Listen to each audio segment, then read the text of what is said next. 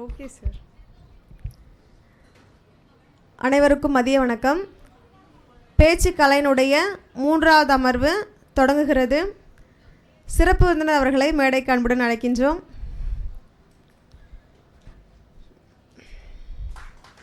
உட்காருங்க மேம், உட்காருங்க. இன்ட்ரோ கொடுக்கணும்ல.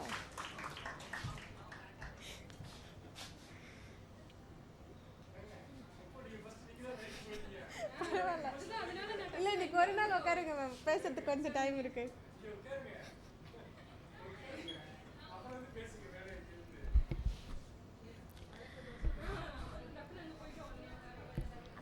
மூன்றாவது அமர்வினுடைய சொற்பொழிவாளர், அவரை பற்றிய ஒரு சிறிய அறிமுகம்.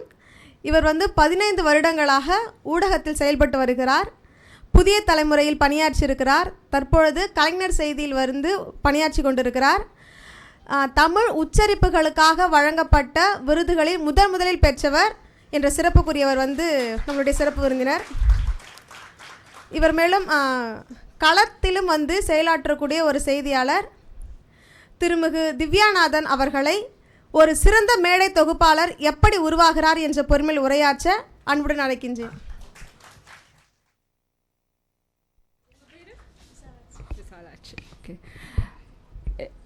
உங்கள் எல்லாருக்குமே வணக்கம். ரொம்ப ரொம்ப சந்தோஷமாக இருக்குது இந்த இடத்துல இருக்கிறதுக்கு. விசாலாட்சி, தேங்க்யூ. நேராக வந்தோடனே நான் எப்போதும் இந்த இடத்துல நின்று தான் பழக்கம், அதனால தான் நான் நேராக இங்கே வந்துட்டேன். அங்கே போக சொல்லும்போது கூட எனக்கு அது ரொம்ப வித்தியாசமாக இருந்தது. ஸோ விசாலாட்சி எனக்கு ஒரு இன்ட்ரடக்ஷன் கொடுத்து, ஏன்னா நம்ம பொதுவாக எல்லாரையும் நம்ம ஒரு இன்ட்ரடக்ஷன் கொடுத்து இங்கே கூப்பிடுவோம். அதனால் இது எனக்கு ரொம்ப புதுசாக இருந்தது.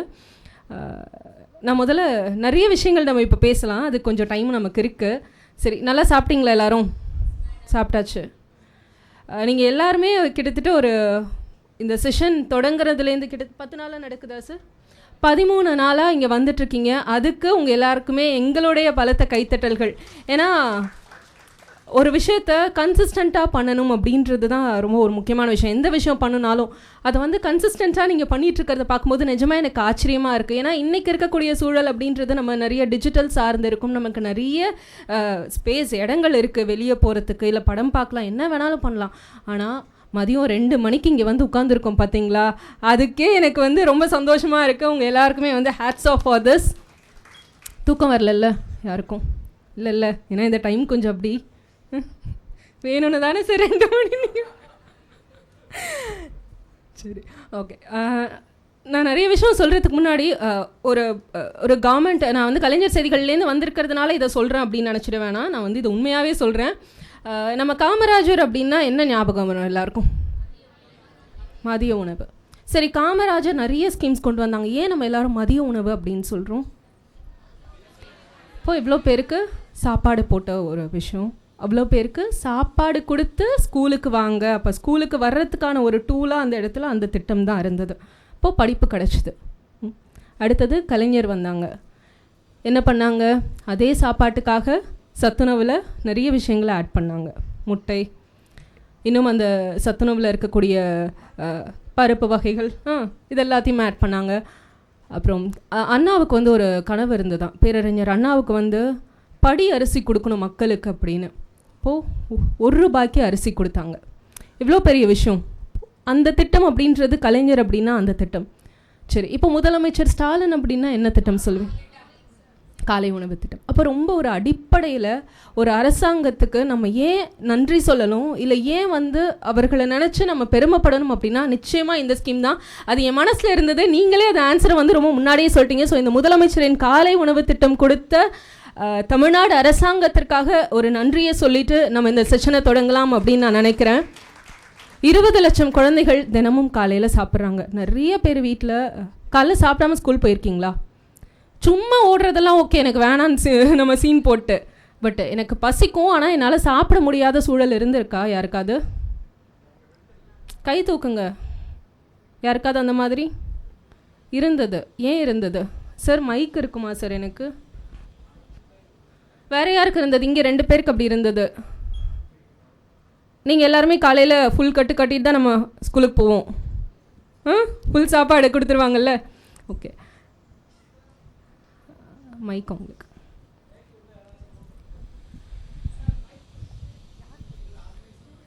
ஓ இருங்க, அங்கே இருந்துட்டாங்க அதுக்கு முன்னாடி. சொல்லுங்கள். இதுக்கு காலை உணவு ஏன் சாப்பிடணும்னு சொல்கிறீங்க? அதனால தானே. என்னது?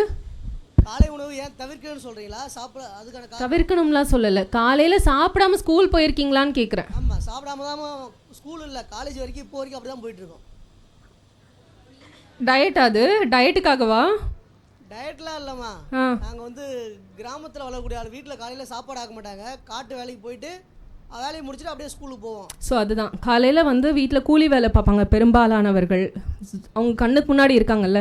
இப்போது காலையில் சாப்பிடாம தான் காலேஜ் வரைக்கும் வளர்ந்து இன்றைக்கும் அவங்க அப்படியே தான் அது பழகிருக்கு அவங்களுக்கு. ஸோ அந்த மாதிரி நிறைய பேர் இருந்தாங்க, நிறைய பிள்ளைங்க இருந்தாங்க. இன்றைக்கி அந்த பிள்ளைங்கள் எல்லாமே காலையில் சாப்பிட்றதுன்றது வந்து அவ்வளோ ஒரு முக்கியமான ஒரு விஷயம். நீங்கள் சொல்லுங்கள்.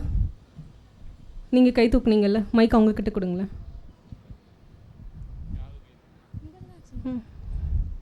குடும்பத்தினுடைய சூழ்நிலையும் அப்படி இருந்திருக்கு. குடும்ப சூழல் அப்படி இருந்திருக்கு. ஸோ இந்த மாதிரி நம்ம எல்லாருக்குமே நிறைய பேருக்கு ஒவ்வொரு சூழல் இருந்திருக்கும். அந்த சூழல் இன்னைக்கு மாறி இருக்குன்றதுனால தான் அந்த ஒரு திட்டம் கொடுத்த முதலமைச்சருக்காகவும் அந்த ஒரு திட்டம் கொடுத்த தமிழ்நாடு அரசாங்கத்துக்காகவும் நான் நன்றி சொல்லி இந்த செஷன் ஸ்டார்ட் பண்ணுறேன். அதே மாதிரி தமிழ்நாடு முதலமைச்சர், தமிழ்நாடு கவர்மெண்ட் அப்படின்னா எனக்கு இன்னொன்று குறிப்பிட்டு சொல்லக்கூடிய ஒரு விஷயம் அப்படின்னா பள்ளிக்கல்வித்துறையினுடைய பொது நூலக இயக்ககத்தினுடைய இந்த பணிகள். நம்ம நிறைய லைப்ரரி போயிருப்போம். இப்போ நீங்கள் நிறைய பேர் லைப்ரரி போயிட்டுருக்கீங்களா? அடிக்கடி போகிறீங்களா? முன்னாடி நிறைய போயிட்டு இருந்தீங்களா? இப்போ தான் நிறைய வரீங்களா? இப்போ தான் நிறைய வரீங்க. ஏன் இப்போ நிறைய வரீங்க? நம்ம பேசுகிறத பற்றி தான் இன்றைக்கி முழுக்க பேசணும். அதனால் நம்ம எல்லாருமே பேசணும். வேறு யாராவது பேசலாமா? நீங்களும் பேசுங்க.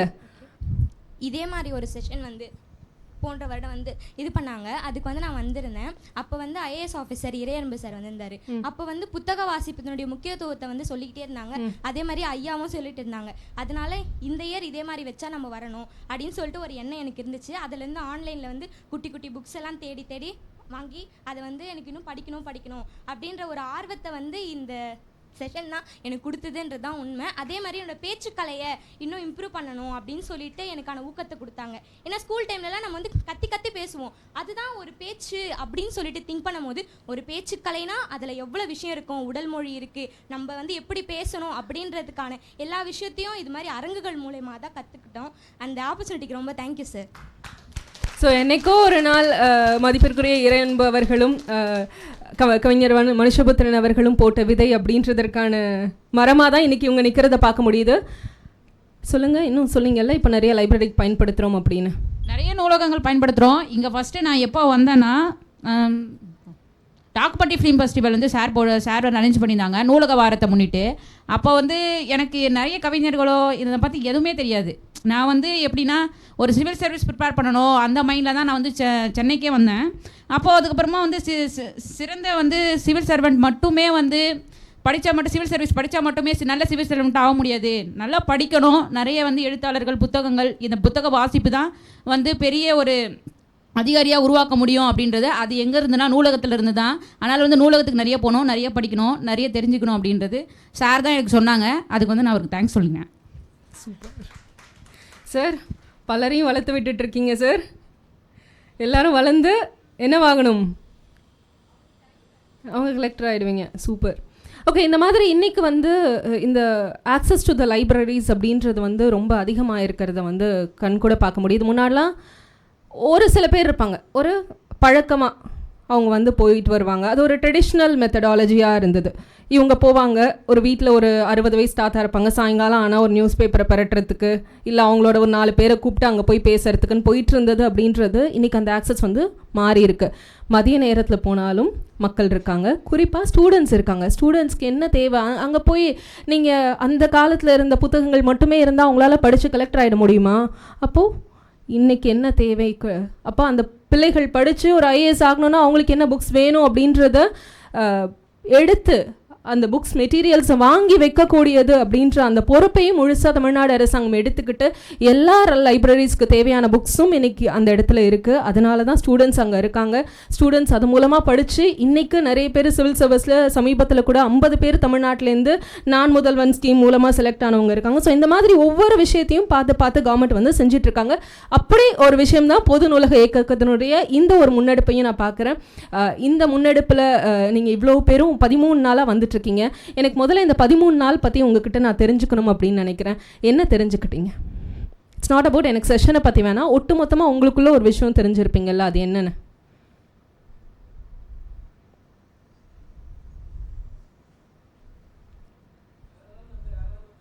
யாரும் மைக் கொஞ்சம் உங்களுக்கு கூட. சரி, இல்லைனா மேலே வந்து கூட பேசுங்க.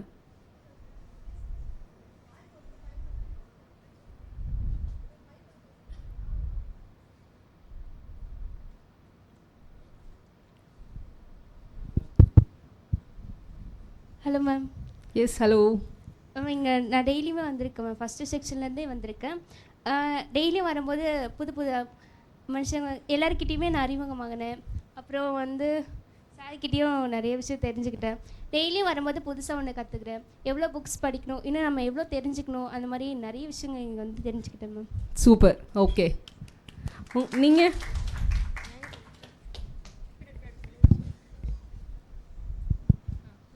மேம், இதுக்கு முன்னாடி வந்து இப்போ தான் காலேஜ் முடிச்சுட்டு வரோம். இதுக்கு முன்னாடி எவ்வளவோ 20 வருஷம் வாழ்ந்த மாதிரி ஏதோ இருக்குது. ஆனால் என்ன இருக்குன்னே வந்து ஒரு ஃபீலே வந்து கரெக்டாக வந்து அது உள்ளே போய் உட்கார மாட்டேங்குது.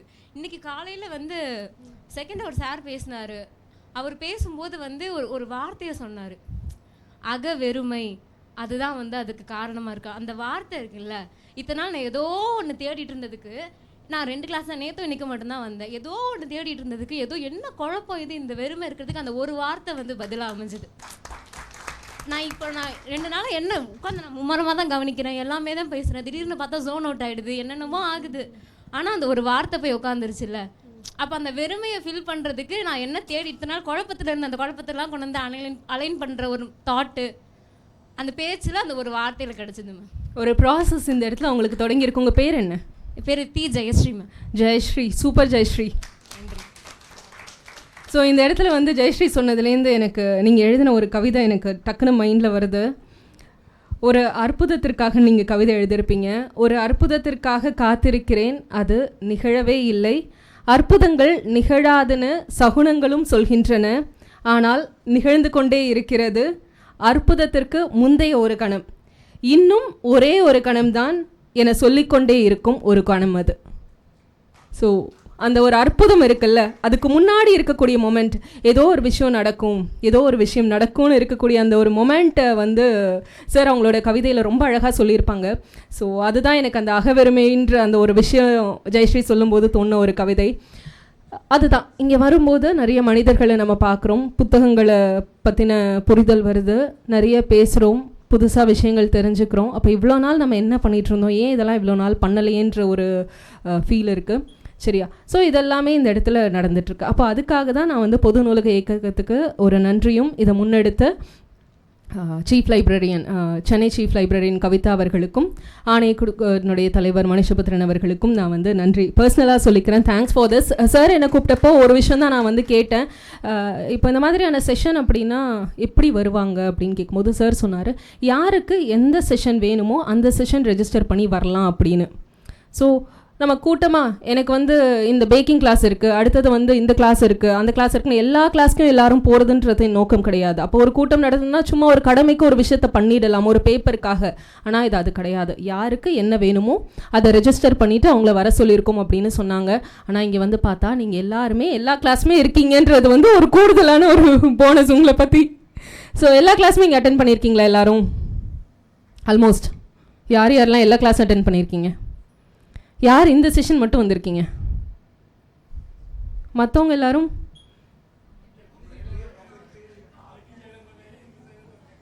எதுக்கும் ரெண்டுத்துக்குமே சைலண்ட்டாக இருக்கீங்க. அது என்னது? அது 2 கிளாஸ் 3 கிளாஸ். ஓகே, இந்த நடுவில் நம்மள மாதிரி 2 கிளாஸ் 3 கிளாஸ் டைம் இருக்கும்போது மட்டும் வர்றது யாரெல்லாம்? Yes, okay, super. நீங்கள் என்ன படிக்கிறீங்க? 8th படிக்கும்போது நீங்கள் அவங்கள இந்த மாதிரி ஒரு இடத்துக்கு கூப்பிட்டு வர்றதுக்கு உங்களுக்கு பெரிய அப்ளாஸ் ஆக்சுவலி. அவங்களுக்கும் ஓகே, சூப்பர் சூப்பர்மா. உங்கள் பேர்?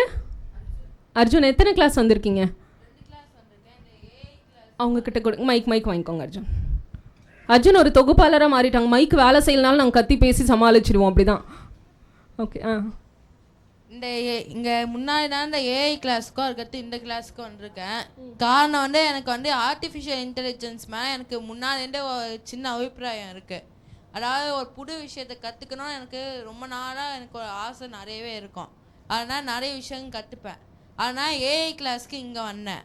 அதுக்கடுத்து எங்கள் அம்மா வந்து பெரிய நானும் நல்லா பேச கற்றுக்கணும்னு சொல்லிட்டு இந்த கிளாஸ்க்கு என்ன கூட்டிட்டு வந்தாங்க. கம்மியாக பேசுகிறானாம்மா வீட்டில். Thank you ma'am. இன்னும் நல்லா பேசணும்னு. Super super super Arjun, super, congratulations. நிறைய கற்றுக்கோங்க, நிறைய பேசலாம் வீட்டுக்கு போயிட்டு. ஓகே, அதுக்கப்புறம் வேறு கிளாஸ் வரணும் அம்மா? கண்டிப்பாக வருவோம் மேம். வரலாமா? ஃப்யூச்சரில் கண்டிப்பாக வருவோம். சூப்பர். சரி, ஓகே, இப்போது நம்மளுடைய தலைப்புக்கு வரலாமா? ஒரு சிறந்த தொகுப்பாளராவது எப்படி அப்படின்றது தான். நீங்கள் காலையில் மதிப்பிற்குரிய இறையன்பு சார் வந்து உங்களுக்கு சொல்லியிருப்பாங்க. ஒரு தொகுப்பாளர் அப்படின்றதுக்கு முன்னாடியான விஷயங்கள், எப்படி நம்ம சொல்வளம் இருக்கணும், குரல் வளம் எப்படி இருக்கணும், அந்த மாதிரியான விஷயங்கள்லாம் சார் உங்களுக்கு சொல்லியிருப்பாங்க. எழுத்தாளர் மானசிகன் சாருடைய செஷன் இருந்தது. ரொம்ப அழகான ஒரு தமிழில் பேசக்கூடிய ஒரு மனிதர், ரொம்ப பல்வேறு விஷயங்களையும் ரொம்ப மனதிற்கு நெருக்கமாக கொண்டு சேர்க்கக்கூடிய அவருடைய வார்த்தைகள் வந்து இருக்கும். இப்போது தொகுப்பாளர் ஆகணும் அப்படின்றது எவ்வளோ பேருக்கு ஆசை? நான் வந்து ஓகே, மற்றவங்களுக்கெல்லாம் என்ன தொகுப்பாளர் அப்படின்ற அந்த விஷயத்துக்குள்ளே இருக்கக்கூடிய இன்ட்ரெஸ்ட் என்னன்னு தெரிஞ்சுக்கலாமா? சொல்லுங்க அர்ஜுன்.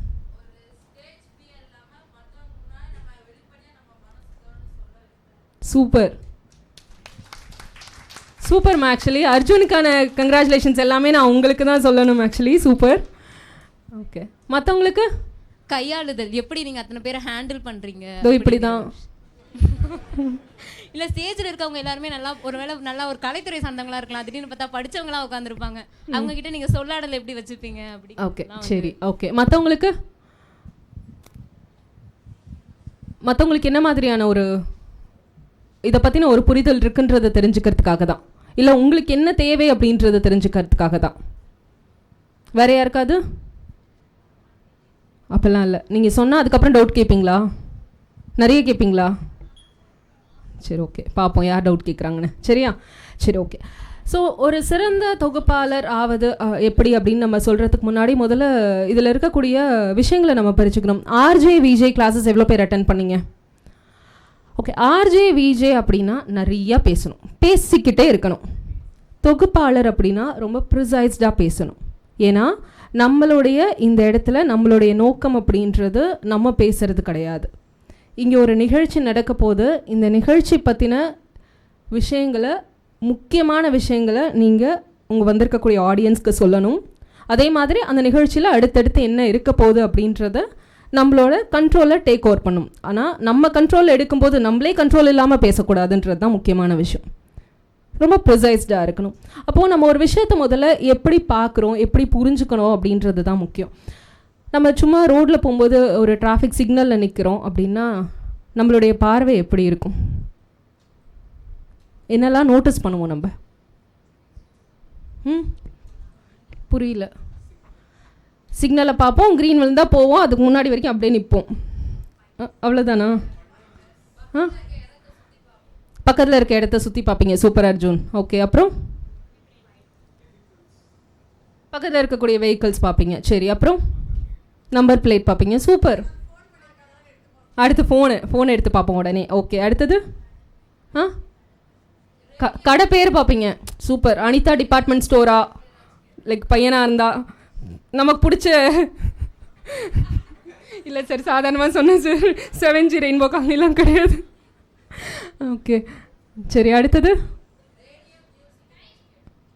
டைம் பார்ப்பீங்க, சிக்னல் ரொம்ப நேரம் போட்டிருக்காங்க அப்படின்னு. ஓகே, ஸோ இந்த மாதிரி நம்மளை சுற்றி நடக்கக்கூடிய விஷயங்களை நம்ம எப்படி பார்க்குறோம் அப்படின்றது தான். நம்மளை சுற்றி நிறைய விஷயம் நடந்துக்கிட்டே இருக்கும். ஆனால் நம்மளுடைய பார்வை எங்கே போகுது? இப்போ இவங்க சொன்னாங்கல்ல நம்பர் பிளேட் அப்படின்றது என்ன, எல்லா வண்டியிலையும் தானே இருக்குது, அது ஏன் பார்க்கணும்? ஆனால் நம்பர் பிளேட்டுன்றது அவங்க இப்போ இங்கே சொல்கிறாங்கல்ல, அதுதான் விஷயம். ஏதோ ஒரு விஷயத்த நம்ம பார்க்கணும் அப்படின்றது. அப்போ அதுக்குள்ளே ஏதோ ஒன்று இருக்குது. அர்ஜுன் சொன்ன மாதிரி சுற்றி நடக்கிறத பார்க்கணும், சுற்றி நடக்கிறத கவனிக்கணும். அப்போ ஒவ்வொரு விஷயத்தையும் நம்ம பார்க்கும்போது நம்மளுடைய பார்வை, அது எது நடந்தாலும் சரி, இப்போ உங்களை சுற்றி ஒரு விஷயம் நடக்குதா, நம்ம பாட்டு வரோம், நம்ம சாப்பிட்றோம், இங்கே உட்காந்துருக்கோம் அப்படின்றது கிடையாது. இப்போது இந்த மொமெண்ட்டில் என்ன பண்ணுறோம், இப்போ நம்மளை சுற்றி என்ன நடந்துட்டுருக்கு அப்படின்றத எல்லாத்தையுமே நம்மளுடைய பார்வை அப்படின்றது கொஞ்சம் அகலமாச்சுன்னா நிறைய விஷயங்கள் நமக்குள்ள அனிச்சையாக உள்ளே போகும். இது நம்ம வந்து திணிக்கவே வேண்டாம்.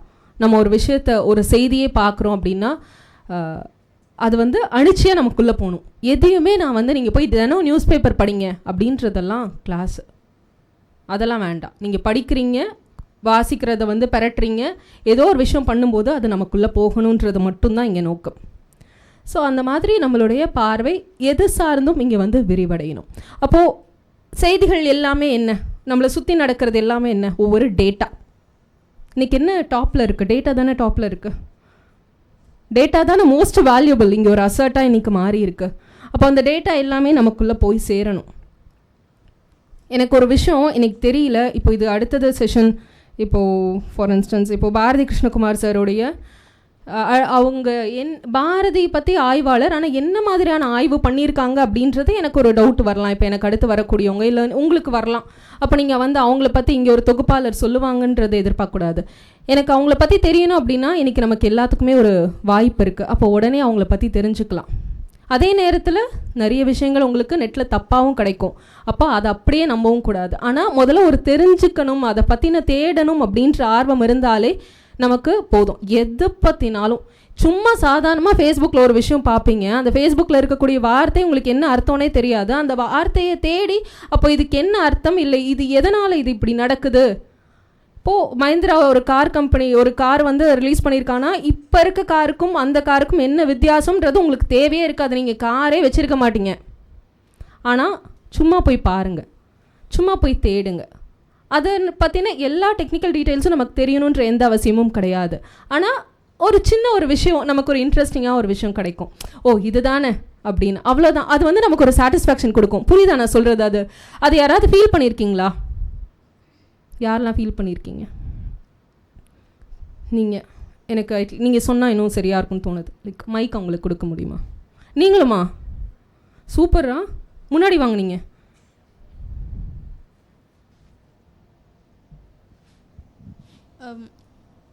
First of all ma'am, good afternoon. Yes, இப்போது புக் ஃபேருக்கு பேசிக்காக பேரண்ட்ஸ் என்ன புக் ஃபேருக்கு வந்து கூட்டிகிட்டு போவாங்க. அப்போது புக் ஃபேருக்கு போகும்போது நம்ம ஸ்டாலில் இருந்தாலும் நம்ம கண்ணை சுற்றி எந்தெந்த ஸ்டால்ஸ் இருக்குது, ஸ்டால் நம்பர்ஸ் என்ன, நம்மளோட ஃபேவரட் ஆத்தர்ஸோட புக்ஸ் அங்கே இருக்கா, இருந்துச்சுன்னா ரேட் எவ்வளோ, எல்லாமே நமக்கு தெரிஞ்சுப்போம். அது தெரிஞ்சுக்கிறது எனக்கு ஒரு மேஜர் ப்ளஸ் பாயிண்ட் தான். Because I am English literature student. So it's a great plus point for me. Next வந்து அந்த புக்கோட ரேட் எவ்வளோன்னு பார்த்துட்டு வீட்டில் அப்பாட்ட ரிக்வெஸ்ட் பண்ணி அந்த புக்கு வாங்கிடுவோம். Miss you rate? சார் இல்லை சார், அவங்க ஸோ அந்த மாதிரி நாங்கள் ரேட்லாம் பார்த்து வச்சுப்போம் சார். ஸோ ஓகே, அது வந்து என்னென்னா நம்ம வந்து புக்கு வாங்குறோன்றது கிடையாது, அவங்களுக்கு அந்த விஷயத்தில் ஒரு இன்ட்ரெஸ்ட்டு. அந்த மாதிரி நமக்கு அடுத்தடுத்து என்ன பண்ணலாம் அப்படின்றத ஜஸ்ட் நீங்கள் வந்து யோசிக்க ஆரம்பிங்க நிறையா. மற்றவங்க எப்படி இருக்காங்க, நம்ம ஃப்ரெண்டு இப்படி தான் இருக்கான் அப்படின்றதுக்காக வேணாம், நம்ம எப்படி யூனிக்காக இருக்கணும், நமக்கு இந்த விஷயத்தில் நமக்கு இது தெரியணும் அப்படின்றத ஒரு செல்ஃப் சாட்டிஸ்ஃபேக்ஷன். யாருமே நம்மளை கொஸ்டினே கேட்க மாட்டாங்க. உனக்கு இது தெரியுமான்னு உங்களை இந்த வயசில் யாருமே கேட்க மாட்டாங்க. ஏன்னா உங்களுக்கு மார்க் போடுறதுக்கு எதுவுமே கிடையாது, எல்லாமே நமக்கு வந்தாச்சு.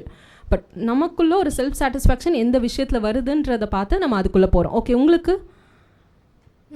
நான் ஒரு தடவை இந்த யூடியூப் ஸ்க்ரோல் பண்ணுறப்போ ஒரு ஃபோபியா நேம் பார்த்தேன்.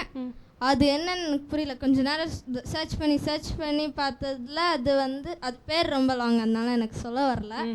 அது ஃபியர் ஆஃப், அதுவே ஒரு லாங் வேர்ட். அது பேர் ஃபியர் ஆஃப் லாங் வேர்ட்ஸ். அதை தேடி பார்த்துட்டு அதை கண்டுபிடிச்சோன்னே கொஞ்சம் சாட்டிஸ்ஃபேக்ஷனாக இருந்தது. இதுதான் அந்த செல்ஃப் சாட்டிஸ்ஃபேக்ஷன். நம்ம ஒரு விஷயத்த அந்த பையனுக்கு பாருங்கள், எனக்கு அவ்வளோ சந்தோஷமாக இருக்குது. ஃபியர் ஆஃப் வேர்ட்ஸுன்ற ஏதோ ஒரு இடத்துல ஃபோபியான்ற வார்த்தையை வந்து அவன் பார்த்துருக்கான். அது என்ன வார்த்தைன்றதை தேடி தெரிஞ்ச பிறகு தான் அவன் சொல்கிறான் இந்த வயசில் செல்ஃப் சாட்டிஸ்ஃபேக்ஷன்றது அவனுக்கு புரியுது அப்படின்றது. அந்த ஒரு விஷயந்தான். ஸோ அது நமக்கு இருந்தது அப்படின்னாலே நம்ம வந்து ஒவ்வொரு விஷயத்தையும் நமக்குள்ளே ஏற்றிக்க ஆரம்பிச்சிடுவோம். அது எதுவுமே அது அணிச்சே நடக்க ஆரம்பிச்சிடும். So first point is clear, நமக்கு எல்லா விஷயமும் உள்ளே போயிடுது. போகலனாலும் தேடி போய் நம்ம எடுத்து போட்டுக்கிறோம். ஓகே ஃபைன், அது முடிஞ்சுது. இப்போ எல்லாருமே ஏதோ ஒரு வேலைக்கு போகிறோன்றது எதுக்கு? செல்ஃப் சாட்டிஸ்ஃபேக்ஷன் மட்டுமே போதுமா? வாழ்ந்துடலாமா? காசு வேணும்ல, என்ன பண்ணலாம்? ஸோ ஃபினான்ஷியல் இண்டிபெண்டன்ஸ் ரொம்ப முக்கியம். ஸோ ஃபினான்ஷியல் இண்டிபெண்டன்ஸுக்கு எனக்கு வந்து நம்மளோட வேலை. ஸோ இங்கே எல்லோரும் மீடியா ரிலேட்டடாக எவ்வளோ பேர் இருக்கீங்க? மீடியாவில் ஒர்க் பண்ணுறீங்க. ஓகே, நீங்கள் மீடியாவில் இருக்கீங்க. வேறு மற்றவங்க எல்லோரும் பெரும்பாலும் என்ன பண்ணுறவங்க? எனக்கு அப்படியே ஜஸ்ட் ஒரு ரேண்டமாக சொன்னீங்கன்னா. காலேஜ் லைக் உங்களோட டிகிரி எது ரிலேட்டடானது? இன்ஜினியரிங்கா, ஆர்ட்ஸ் அண்ட் சயின்ஸில்? பெரும்பாலும் ஆர்ட்ஸ். ஓகே, இப்போ எல்லாருக்குமே என்னென்னா நீங்கள் வந்து அதாவது கலை பிரிவுகள் ஆர்ட்ஸில் வந்து ஃபிசிக்ஸோ கெமிஸ்ட்ரியோ மேக்ஸோ சயின்ஸோ ஏதோ நீங்கள் தமிழ் இருப்பீங்க. லிட்ரேச்சர் மறந்துட்டேன், சாரி. ஓகே, தமிழ். ஓகே, சரி, நீங்கள் இருப்பீங்க. இப்போது நீங்கள் எல்லாருமே வந்து தொகுப்பாளராக எந்த இடத்துலனா உங்களுக்கு ஏதோ ஒரு இடத்துல வாய்ப்பு வரும். அது நம்ம அதுக்குள்ளே டெக்னிக்கல் விஷயங்கள் நம்ம அதுக்குள்ளே போகலாம். பட் நான் ஜென்ரலாக சொல்கிறது என்ன அப்படின்னா, ஸோ நீங்கள் உங்களுடைய படிப்பு சார்ந்து தான் உங்களுடைய வேலை வந்து இருக்க போகுது. ஸோ உங்களுடைய படிப்பு சார்ந்து உங்களுடைய வேலை இருக்கும்போது நீங்கள் எந்த இடத்துல யூனிக்காக இருக்க போகிறீங்க? மற்றவங்களுக்கு உங்கள் கூட 100 பேர் படிப்பாங்க, உங்கள் கூட 1000 பேர் போட்டி போடுவாங்க. நம்ம எந்த இடத்துல யூனிக்காக இருக்க போகிறோம்? நமக்கும் அவங்களுக்கும் என்ன வித்தியாசன்றதை உங்களை நீங்கள் டியூன் பண்ணிக்கணும். அதுவே நீங்கள் சூஸ் பண்ணிக்கோங்க. இதனால தான் நான் இருப்பேன் அப்படின்றது அது வந்து தனிப்பட்ட ஒரு விஷயம். தெரியலையா என்னப்பா நம்மக்கிட்ட இருக்குன்ற இந்த ரியாக்ஷன் வந்து ஓகே, நான் வந்து பயந்துட்டேன். ஐயோ இதெல்லாம் என்னத்தை நான் வந்து ஓகேவா அக்கௌண்ட்டில் அதான் முக்கியம். எவ்வளோ இருக்குது. ஸோ அதனால் அந்த ஃபினான்ஷியல் இண்டிபெண்டன்ஸ்க்காக வந்து நம்மளுடைய படிப்பு சார்ந்து நம்ம ஒரு வேலைக்கு போகும்போது நம்மளுடைய பொருளாதாரத்தை நம்ம எப்படி உயர்த்திக்க போகிறோம் அப்படின்றது ரொம்ப ரொம்ப முக்கியமான விஷயம். அது வந்து தனிப்பட்ட முறையில் நம்ம இதெல்லாம் சரியாக பண்ணும்போது தான் இன்னொரு திறன் தொகுப்பாளர் அப்படின்ற திறனை வந்து நம்ம உள்ளே ஆட் பண்ண முடியும். சரியா? ஸோ இந்த ஒரு விஷயம் அப்படின்றது ரொம்ப முக்கியமான விஷயம். ஏன்னா தொகுப்பாளராக இருக்கிறதுனால நமக்கு வந்து பெரிய அளவில் காசு வருமா அப்படின்னா அதெல்லாம் வந்து தெரியாது. சார் தான் அதுக்கெலாம். ஸோ அந்த மாதிரி ஒவ்வொரு ஆர்ட்டை நம்ம எடுத்துக்கிறோம். இப்போ சார் வந்து கவிதை எழுதிக்கிட்டே இருக்காங்க. வாழ்க்கை முழுக்க ஒரு மனுஷனால் கவிதை எழுத முடியுமானா எனக்கு தெரியல, அது இவரால் தான் முடியும். அப்போ இவருக்கெலாம் நம்ம காசு கொடுக்கணும் அப்படின்னா மொத்தம் எவ்வளோ சார் பார்த்து ஜிபேல போட்டு விடுறதுக்கு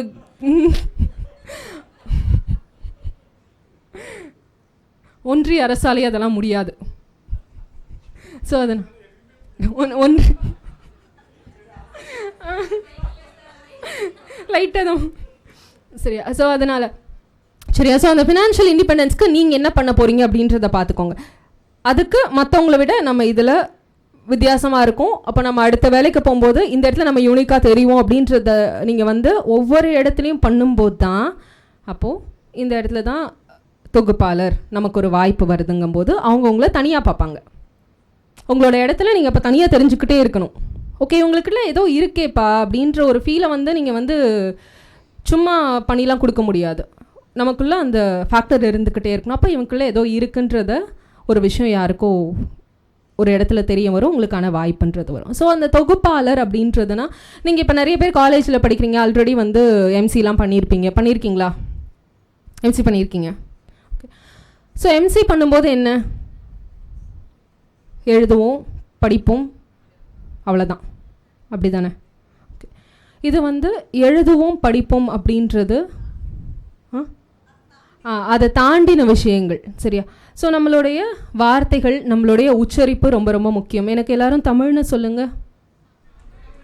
தமிழ் இழு எல்லாருக்குமே வரும். இழு வராதவங்க இருக்குங்களா?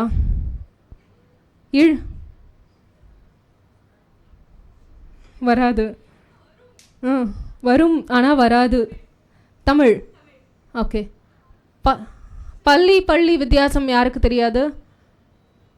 இழ் வித்தியாசம். இழ் எல்லாருக்குமே வருமா? யாருக்காவது வராது? இழ் வராது.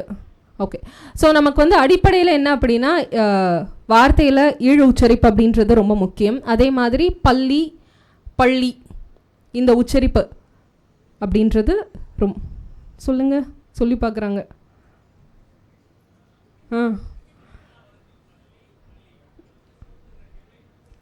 Okay, super. ஸோ அந்த மாதிரியான லகர வேறுபாடு அப்படின்றது வந்து நம்ம புரிஞ்சுக்கிட்டாலே நமக்கு உச்சரிப்பில் வந்து பிரச்சனை இருக்காது. ஸோ உச்சரிப்புக்கு அடுத்தபடியாக பார்த்தோம் அப்படின்னா நிறைய பேருக்கு, நான் ஒன்று சொல்லவா, நான் என்னுடைய 10 வருஷம் முன்னாடி நான் புதிய தலைமுறையில் இருக்கும்போது எனக்கு என்னுடைய வாய்ஸ் பிடிக்கவே பிடிக்காது. இது என்ன வாய்ஸ், அதாவது நான் வந்து ஏதோ சில பேருக்கு வந்து சில கண்டென்ட் கொடுப்பாங்க, நான் படித்து கொடுப்பேன் என்னுடைய டிவி சேனலில், திரும்ப அதை போட்டு கேட்டு பார்ப்பேன், நல்லாவே இல்லை, ரொம்ப ரொம்ப எவ்வளோ மோசமாக இருக்குன்னு நான் வந்து என்ன நானே திட்டிப்பேன். கீச்சுன்னு இருக்குல்ல நம்ம குரல், இதை யார் கேட்பா அப்படின்னு உண்மையாகவே நான் வந்து என்னுடைய வாய்ஸை சொல்லியிருக்கேன். யாருக்கெல்லாம் அந்த ஃபீல் இருக்குது, என் வாய்ஸ் வந்து ரொம்ப ரொம்ப அப்படி இருக்குது எல்லாருக்குமே. நான்லாம் வந்து அப்படி தான், எனக்கெலாம் நீங்களும் அதான் அப்படி தான் இருந்தேன் நானும். ஸோ அப்போது அந்த அற்புதம் நடந்தது. அந்த மொமெண்ட்டுக்கு முன்னாடி மொமெண்ட்டுக்கு அடுத்த மொமெண்ட் எனக்கு நடந்தது. கூப்பிட்டு, இல்லை நீங்கள் வந்து நிறைய படிக்கிறீங்க, பரவாயில்ல ஒரு தடவை வந்து நியூஸ் வாசிங்கன்னு சொல்லி கொடுத்தாங்க. வாய்ஸை சும்மாவே கேட்க முடியல, எப்படி நம்ம நியூஸ் வாசிக்கிறது அப்படின்றது இருக்குல்ல. அப்போது ஏன்னா வந்து நம்ம கவனம் ஏற்கனவே வாய்ஸில் இருக்கும். இந்த கீச்சு நம்ம வேறு மூக்கால் வேறு இப்படி தான் பேசுவோம், மூக்கை ஆஃப் பண்ணிட்டு பேசினா எப்படி பேசுவோம் அப்படி தான் நம்ம பேசுவோம், சரியா? ஸோ அதனால் வந்து எப்படி இருக்க போகுது அப்படின்றது இருந்தது. ஆனால் பழக்கம், ஒவ்வொரு நாள் உங்களை அறியாமலே ஒரு விஷயம் வந்து மாற்றிக்கிட்டே இருக்கும். அதுக்கு கன்சிஸ்டண்ட்டாக நம்ம 100% கொடுக்கணும். இல்லை நான் ட்ரை பண்ணுறேன், எனக்கு நிஜமாகவே எனக்கு ட்ரெயின் ஆகும், உங்களை அறியாமலே உங்களுடைய வாய்ஸு, உங்களுடைய மாடுலேஷன் எல்லாமே ட்ரெயின் ஆகும். ஸோ அதை மட்டும் நீங்கள் பிலீவ் பண்ணுங்கள். அதே மாதிரி ஒரு அற்புதம் நடக்கும்போது அதை கைவிட்டுறாதீங்க. ஏதோ ஒரு விஷயம் உங்களுக்கு ஒரு மொமெண்ட் வரும்போது இது வந்து வேறு பார்த்துக்கலாம், இது ரொம்ப ஈஸியாக விடுறதுன்றது இன்றைக்கி கொஞ்சம் அதிகமாகிடுச்சு, அது வேண்டாம். ஸோ அந்த மொமெண்ட்டை டக்குன்னு பிடிச்சிக்கோங்க, அதை எடுத்துக்கோங்க, அந்த மொமெண்ட் உங்களை வேறு மாதிரி கொண்டு போகும். ஸோ ஆட்டோமேட்டிக்காக என்னுடைய வாய்ஸ் வந்து ட்ரெயின் ஆச்சு, ஏதோ ஒரு மாடுலேஷன் வந்தது, ஓகேவா? அதுக்கு நடுவில் சில ட்ரைனிங்ஸு, ஓகே உங்களுக்கு வாய்ஸ் மாடுலேஷன் ட்ரைனிங்ஸு வந்ததா சார்? அந்த மாதிரி செஷன் ஏதாவது? ஓகே, வாய்ஸ் மாடுலேஷன் யாருக்காவது வேணுமா? எப்படி நம்ம பேசணும் கத்தணும் அப்படின்னு? கத்தலாமா? சரி, நம்ம எல்லோரும் எப்படி பேசிகிட்ருக்கோம் ஆக்சுவலி இது வரைக்கும்னா, மூக்கால் பேசுவோம், வாயால் பேசுவோம், ஓகேவா? சும்மா சொல்லி பாருங்கள், அம்மா நீ வீட்டுக்கு போனியா, என்ன பண்ண அப்படின்னு பேசி பாருங்கள். ஓகே, இப்போ வந்து வேலை செய்கிறது வந்து உங்களுக்கு இது மட்டும்தான் வேலை செய்யுது, இது 2 மட்டும்தான் வேலை செய்யுது. இப்போ சும்மா பேசி பாருங்கள், வாயை திறந்து எல்லாருமே ஏதோ ஒரு விஷயம் பேசி பாருங்கள், சரியா? இப்போது கொஞ்சம் மாற்றி பார்ப்போமா? அம்மா நீ வீட்டுக்கு போனியா, என்ன பண்ணுற? இப்போது உங்களோட அடிவயிறை யூஸ் பண்ணி பேசுங்க. உங்களோட அடிவயிறுலேருந்து உங்களுடைய வார்த்தை வரணும், அது உங்களுடைய மண்டையில் எக்கோ ஆகணும், வைப்ரேட் ஆகணும் இந்த இடம். பேசுங்க, நீங்கள் பேசுகிறது உங்களுடைய உடம்புல வைப்ரேஷனை உண்டு பண்ணணும். சிரிச்சா வைப்ரேட் ஆகும்டா.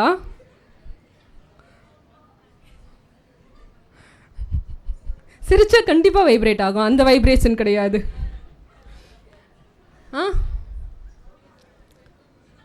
அடிவயிறுலேருந்து பேசுங்க சார். நீங்கள் ட்ரை பண்ணுறீங்க சார், சொல்லுங்கள் சார். இல்லை சார், நீங்கள் தான் சார் ரொம்ப சீரியஸாக ட்ரை பண்ணீங்க. மைக் கொடுங்களேன் சாருக்கு. அம்மா வீட்டுக்கு போனீங்களா, சாப்பிட்டீங்களா? இது இப்போ திரும்ப அடிவயிறுலேருந்து பேசுங்க. அம்மா நீங்கள் வீட்டுக்கு போனீங்களா, சாப்பிட்டீங்களா? டிஃப்ரென்ஸ் கொஞ்சம் தெரியுதா உங்களுக்குள்ளே? யாராவது டிஃப்ரென்ஸ் தெரியுதா? இன்னும் கொஞ்சம் அடிவயிறுலேருந்து பேசுங்க, உங்களோட காது வரைக்கும் உங்களுடைய வாய்ஸ் கேட்கணும். அம்மா நீங்கள் வீட்டுக்கு போனீங்களா, சாப்பிட்டீங்களா? இன்னும் அம்மா நீங்கள் வீட்டுக்கு போனீங்களா, சாப்பிட்டீங்களா? தெரியுதா? ஓகே, இன்னொருத்தவங்க யாராவது ட்ரை பண்ணுங்க. நீங்கள் ட்ரை பண்ணுறீங்களா? இல்லை வேறு ஏதாவது கூட வேணாம். அம்மா வீட்டுக்கு போனீங்களா வேணாம், வேறு கண்டென்ட் கூட வாங்க.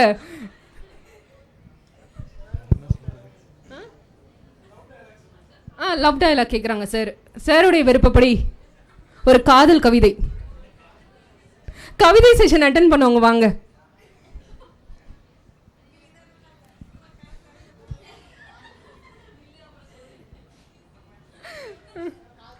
காதல் கவிதை பா. என்னன்னா இப்போ நம்ம பூ கொடுக்க போகிறோம், அந்த நேரத்தில் சரி பூ இல்லை கோச்சிக்கிட்டாங்கன்னா, பெண்ணே பூ போல நீ இருக்க இன்னொரு பூ எதற்கு, உன் புன்னகை ஒன்று போதும் என்னை அர்ப்பணிப்பேன் உனக்கு. இப்போ நான்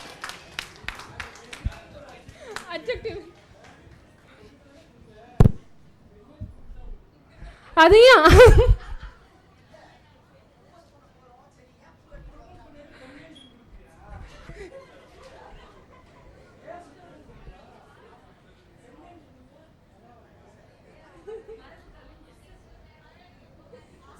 இது நியாயமான கோவம், சாருக்கு வரக்கூடிய நியாயமான கோவம். சரி, இப்போ நம்ம கவிதைக்குள்ளே போயிட்டோம், கவிதைக்கு வெளியே வருவோம். இதே பெண்ணேவை அடி வயிற்றுலேருந்து சொல்லுங்க எப்படி வராங்கன்னு பார்ப்போம்.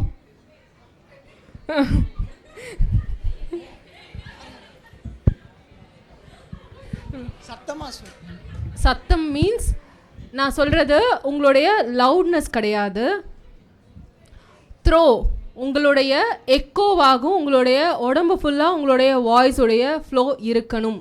அப்போ தான் அந்த பொண்ணுக்கே அது புரியும். புரியுதா? பெண்ணே இல்லை பெண்ணே. சத்தம் நான் அதிகமாக கேட்கல. நான் கேட்குறது வேற யாருக்காவது அதை ஃபீல் பண்ணுறீங்களா? இப்போ பேசி பேசி பார்த்து. சார் யார் நீங்களா சார்? சொல்லுங்கள் சார். ஃபீல் ஆகி பேசணுமாக்கா?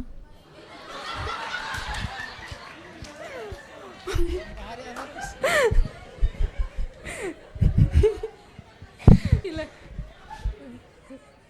சார் ஏதோ சொல்லணும்னு நினைக்கிறாங்க. ஒரு நிமிஷம் சார் கிட்ட கொடுங்களேன் மைக்கை.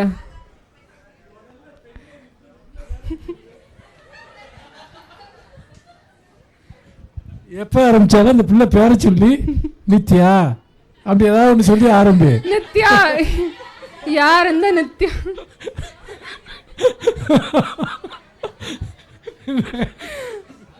என்ன மாட்டி சார் ஓகே சார். இல்லை நான் சொல்கிறேன் அந்த விஷயத்தை நீங்கள் பேசி பார்க்கும்போது உங்களுக்கு ஃபீல் பண்ணுறீங்களான்னு பாருங்கள். காது வரைக்கும் ஆ சொல்லுங்க. ஆ ஆ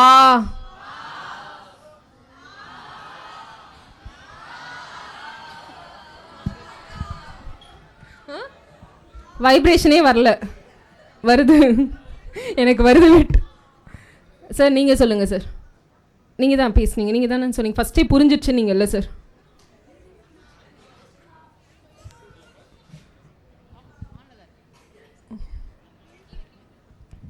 ஹலோ. இல்லை ஃபஸ்ட்டு பேசும்போது உள்ளுக்குள்ளே பேசிக்கிற மாதிரி இருக்குது. திருப்பி நீங்கள் சொல்லும் பொழுது அந்த ஓப்பனை பார்க்குறேன், ஒரு கான்ஃபிடென்ட்டோட அவங்களுக்கு ரீச் ஆகணும். நான் எனக்குள்ளே பேசிக்கிற மாதிரி இருக்குது, நான் உங்கள்கிட்ட பேசுகிறேன் அப்படின்ற இந்த ரீச்னஸ் வந்து தெரியுது. ஏன்னா நான் அதை அப்போ நமக்குள்ள ஒரு கான்ஃபிடென்ட் வருதுன்னு சொன்னாங்கல்ல, இது வெறுமனே வாய்ஸை மட்டும் மாற்றலை, உங்களை இன்னும் நம்பிக்கையோட இன்னொருத்தவங்க முன்னாடி நிற்க வைக்குது. அப்போ அவங்களுடைய பார்வை உங்கள் மேலே இருக்கக்கூடியதில் அதுவே டோட்டலாக மாறும். நீங்கள் அதை ஃபீல் பண்ணலாம். நீங்கள் வந்து எப்போதும் போல் நம்ம மூக்கை நம்ம பேசணும்னு வச்சுக்கோங்களேன், 4 பேரில் நம்மளும் ஒன்றா தான் இருப்போம். ஓகேவா? ஏன்னா அது நம்மளுடைய பழக்கம், நம்ம அப்படியே பழகிட்டோம். நம்ம இன்னும் எப்போ கான்ஃபிடென்ட்டாக இருப்போம்னா நம்மளுடைய வாய்ஸை ரொம்ப அழகாக பயன்படுத்தும் போது.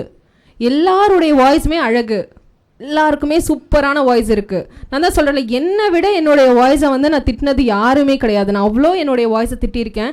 ஆனால் தமிழ்நாடு அரசாங்கம் வந்து ஃபர்ஸ்ட் டைமாக தமிழ் உச்சரிப்புக்காக ஒரு அவார்டு நாங்கள் கொடுக்க போகிறோன்னு சொன்னப்போ அதனுடைய ஃபஸ்ட்டு எடிஷனுடைய ஃபஸ்ட்டு அவார்டை எனக்கு கொடுத்தாங்க. இது வந்து லைஃப்பில் நடந்த, அது எப்படி சொல்கிறது, எவ்வளோக்கு எவ்வளோ ஒரு நம்பிக்கை இல்லாமல் இருந்ததோ அதை மொத்தமாக மாற்றக்கூடிய ஒரு விஷயம் நம்மளுடைய கன்சிஸ்டன்சி. அதை நீங்கள் நம்பினீங்க அப்படின்னாலே நம்ம ஜெயிச்சிருவோம். உங்களை தேடி ஒரு விஷயம் கண்டிப்பாக வரும். இது அவார்டு தான், இது அப்படி தான், அப்படிலாம் கிடையாது. உங்களுக்குள்ளே இருக்கக்கூடிய கான்ஃபிடென்ட்டே உங்களை வேறு இடத்துக்கு கொண்டு போய் சேர்க்கும். சரியா? ஸோ அந்த மாதிரி ஒரு நீங்கள் பேச ஆரம்பிக்கும் போது ஓப்பனப் ஆகி கான்ஃபிடென்ட்டாக பேசுங்க. எனக்கு ஒரு 2 லைன் மட்டும் யாராவது பேசுகிறீங்களா?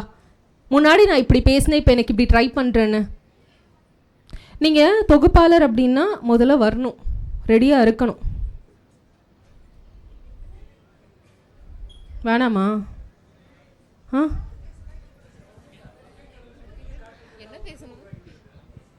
வங்கக்கடலில் புதிய காற்றழுத்த தாழ்வு மண்டலம் உருவாகி உள்ளது, அதை பேசணுமா சார்? ஓகே, ஆ சொல்லுங்க. வங்கக்கடலில் புதிய தாழ்வெழுத்து மன்றம் காற்றழுத்த ஒன்ஸ் மோர் மேம். சார் காதல் கவிதையை சொல்லிடலாம் சார். நீங்க வந்து சொல்லுங்க எதுனாலும். கேட்கல என்ன சொல்றாங்க. ஓகே. வங்கக்கடலில் காற்றழுத்த தாழ்வு மன்றம் உருவாகியுள்ளது. சூப்பர். ஜெயஸ்ரீ சொல்லுங்க. ஜெயஸ்ரீ. வங்கக்கடலில் வங்கக்கடலில் தாழ்வழுத்த மண்டலம் காற்றழுத்த தாழ்வு மண்டலம் வங்கக்கடலில் காற்றழுத்த தாழ்வு மண்டலம் உருவாகியுள்ளது. அவ்வளவுதான். சூப்பர். ஸோ முன்னாடி பேசின ஜெயஸ்ரீ எப்படி பேசியிருப்பாங்க, நம்ம ஓப்பன் அப் ஆகலை அப்படின்னா நம்ம எப்படி சொல்லியிருப்போம் இதை? வங்கக்கடலில் காற்றழுத்த தாழ்வு மண்டலம்.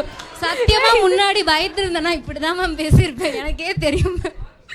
இதெல்லாம் ரொம்ப ஆக்ஷன். இதுதான் எனக்கு அந்த அளவுக்கு நான் ஒரு பயந்தாங்குழிங்க இல்ல, முன்னாடி அப்படிதான் மேம் வந்திருக்கோம். ஒரு சின்ன விஷயம் தான், நீங்க சும்மா ட்ரை பண்ணி பாருங்க. சும்மா நீங்க பேசும்போது கூட தான் ஃப்ரெண்ட்ஸ் இருப்பாங்கல்ல, என்ன சொன்னாலும் கேட்டுப்பாங்க, பிரச்சனையே இல்லை. சரியா? அவங்க கிட்ட போய் அப்படி பேசுங்க. ஓகேவா? பேச பேச பேச கலாய்க்கணும் சார். என்ன பண்ண போறாங்க? கலாய்ச்சிட்டு போட்டோம். ஓகேவா? ஸோ நம்மளுடைய வாய்ஸை வந்து நம்ம அந்த மாதிரி ட்ரெயின் பண்ணுவோம். நம்ம ட்ரெயின் பண்ண அதுக்கேற்ற மாதிரி நம்ம பேசும்போதே நம்மளுடைய வாய்ஸில் அந்த வைப்ரேஷன் வரும். நம்மளால் ரொம்ப கான்ஃபிடெண்ட்டாக பேச முடியும். அப்போது நம்ம அந்த இடத்துல தனியாக தெரியும். ஓகே இவங்களா சூப்பர். நீங்கள் என்ன பேசினாலும் அழகாக இருக்கும், சும்மா நீங்கள் பேசினாலும் அழகாக இருக்கும். ஓகேவா? ஓகே. நீ பெண்ணேன்னு சொல்லிட்டு இருந்தா அதுவும் அழகாக இருக்கும். சரியா? ஸோ அப்போது அந்த வாய்ஸ் ட்ரைனிங்க்கு சும்மா உங்களுக்கு இன்னும் எனக்கு தமிழ் நல்லா வரணும் அப்படின்னா ஸ்ட்ரெயிட்டாக நின்று நியூஸ் பேப்பரை நேராக வச்சு கண்ணாடிக்கு முன்னாடி படிக்க ஆரம்பிங்க. இதெல்லாம் சும்மா சின்ன சின்ன டிப்ஸ். ஓவராக உங்களுக்கு வந்து எனக்கு ஒரு விஷயத்தை ரொம்ப அழகாக படிக்கணும் அப்படின்னு தோணுச்சு அப்படின்னா இப்படி நீங்கள் படிக்கும்போது நம்மளுடைய வாய்ஸ் இங்கே வந்து மடியுது. என்னுடைய த்ரோட் இந்த இடத்துல மடியுது. அப்போ என்னுடைய ஃப்ளோ இருக்காது. பொது நூலக இயக்ககம் சென்னை மாவட்ட நூலக ஆணைக்குழு. பொது நூலக இயக்ககம் சென்னை மாவட்ட நூலக ஆணைக்குழு. டிஃப்ரென்ஸ் ஃபீல் பண்ணுறீங்களா? ஸோ நேராக நின்று உங்களுக்கு நேராக நியூஸ் பேப்பரை வச்சு நீங்கள் படிக்கும்போது உங்களோட ஃப்ளோ உச்சரிப்பு சரியாக வந்துடும். ல நிறைய வரும். அப்போ அந்த லெவலாக நம்ம ஒவ்வொரு தடவையும் சரியாக நம்ம உச்சரிக்கும் போது உச்சரிப்பு வந்துடும், ஸ்பீடு வந்துடும். நேராக படிக்கும்போது உங்களுடைய வாய்ஸோடைய அந்த டோன் இருக்குல்ல, அதுவும் ரொம்ப அழகாக வந்துடும். ஓகேவா? இதை ட்ரை பண்ணுறீங்களா? இதெல்லாம் யாருக்குன்னா எனக்கு வந்து நல்லா பேசணும், நான் வந்து எல்லா இடத்துலையும் ரொம்ப ஃப்ளோ எந்த இடத்துலையும் தடுமாற்றம் இல்லாமல் நான் பேசணும்னு நினைக்கக்கூடியவங்க இதெல்லாம் நீங்கள் வந்து அப்பப்போ ட்ரை பண்ணலாம். இது ஒன்ஸ் நீங்கள் ட்ரை பண்ணிட்டீங்கன்னு வச்சுக்கோங்களேன், அப்புறம் அது உங்களை விட்டு போகாது. நீங்கள் டெய்லிலாம் அதை பண்ணணுன்னு கிடையாது. ஒரு 6 மாதத்தில் உங்களுக்கே அந்த விஷயம் வந்து வந்துடும். நீங்கள் அதுக்கப்புறம் சும்மா பேசினாலே எனக்கு கேட்பாங்க, ஏன் நீங்கள் வந்து நிகழ்ச்சி தொகுப்பாளர் மாதிரி இங்கேயும் வந்து பேசிகிட்டு இருக்கீங்கன்னு சாரே அடிக்கடி கேட்டிருக்காங்க என்ன. கரெக்டாக சார்? ஸோ அதனால் வந்து நம்மளை விட்டு அது போகவே போகாது. சரியா? ஓகே. ஸோ இதுக்கப்புறம் வந்து நம்ம வாய்ஸ் எல்லாம் பார்த்தாச்சு, எல்லாமே பண்ணியாச்சு. நமக்கு ஒரு வாய்ப்பு வருது. என்னோடய காலேஜில் வந்து என்னை வந்து நிகழ்ச்சி தொகுத்து வழங்குறதுக்கு கூப்பிட்றாங்க. ஐயோ என்ன பண்ணுறதுன்றதை விட்டுருங்க. வந்துருச்சா பண்ணுவேன், சூப்பராக பண்ணிடலாம் சார். உங்களை கூப்பிட்டு சொல்கிறாங்களா, மேடம் நான் பார்த்துக்குறேன், சூப்பர். அப்போ உங்களுக்கு ஆல்ரெடி உங்கள் மேலே நீங்கள் வந்து தனியாக தான் தெரிவிங்க, அதனால தான் உங்களுக்கு கூப்பிட்டு அவங்க கொடுக்குறாங்க. அப்போ அதுக்கப்புறம் சூப்பராக பண்ணிடலாம். அப்புறம் வந்து நம்ம யோசிக்கலாம், ஐயோ இப்போ என்ன பண்ணுறதுன்றதெல்லாம் நமக்குள்ளே நம்ம யோசிக்கலாம். அவங்கக்கிட்டலாம் அதெல்லாம் காட்ட வேணாம். சரியா? ஸோ இங்கே வந்த பிறகு என்ன பண்ணும், என்ன நிகழ்ச்சி அது, இந்த நிகழ்ச்சியில் நம்மளுடைய ரோல் என்ன, யாரெல்லாம் கெஸ்ட் வர போகிறாங்க, இந்த நிகழ்ச்சியில் நம்ம அடுத்தடுத்து என்ன ஃப்ளோ போக போகுது, இது எல்லாத்துடைய கண்ட்ரோலையும் நீங்கள் எடுக்கணும். சொல்லப்போனால் அந்த நிகழ்ச்சியை நான் தான் நடத்துகிறேன்ற மைண்ட் செட்டுக்கு நீங்கள் வரணும். அதனால் உங்களுக்கு வந்து என்ன சொல்கிறது, எனக்கு ஃபினான்ஷியல் கிடைக்குமா, அதெல்லாம் வேறு. ஆனால் உங்களை நம்பி ஒரு விஷயம் கொடுத்துட்டாங்கன்னா அந்த விஷயத்துடைய ஆதி முதல் அந்தம் வரை நம்மளுடைய கண்ட்ரோலில் இருக்கணும். நம்ம அதுக்காக நம்மளுடைய 100% கொடுக்கணும். இப்போ இந்த நிகழ்ச்சிக்கு யார் வரா, எப்போ நடக்குது, இந்த நிகழ்ச்சி எவ்வளோ நேரம், அந்த 1 மணி நேரம்னா அந்த 1 மணி நேரமா, இப்போ அந்த நிகழ்ச்சியுடைய கண்டென்ட் என்ன. சமீபத்தில் நான் பண்ண ஒரு நூல் வெளியீடு வந்து மத யானை நூல் வெளியீடு. அன்பில் மகேஷ் சார் மாண்புமிகு பள்ளிக்கல்வித்துறை அமைச்சர் எழுதின புத்தகம். பார்த்தீங்களா அந்த நிகழ்ச்சி? புத்தகம் பற்றி தெரியும்ல? ஓகே. அதுதான் வந்து நான் சமீபத்தில் பண்ணதுன்றதுனால நான் உங்களுக்கு உதாரணத்துக்கு நீங்கள் எல்லோரும் இப்போ பார்த்துருப்பீங்க, அதனால் சொல்கிறேன்.